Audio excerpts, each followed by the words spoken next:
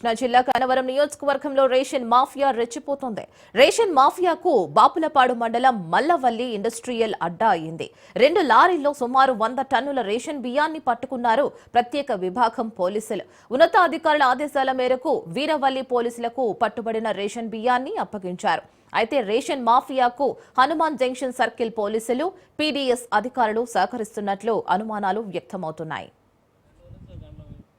ఇప్పుడు తహసీల్దార్ ఎన్వీఎస్ ప్రధానం బాపులపాడు మండలంలోని కొత్త మల్లవల్లి దగ్గర అనాథరైజ్కి 2 వెహికల్స్ ఉన్నాయి. పోలీసు వారు మేమంతా జాయింట్గా వచ్చి తనిఖీ చేయగా అవి పీడీఎస్ మేమని నిర్ధారించాము. వాటిని సీజ్ చేసి తీసుకెళ్తున్నాము.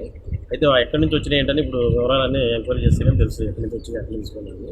మొత్తం 500 బ్యాగ్స్ దాకా ఉన్నాయి సుమారుగా.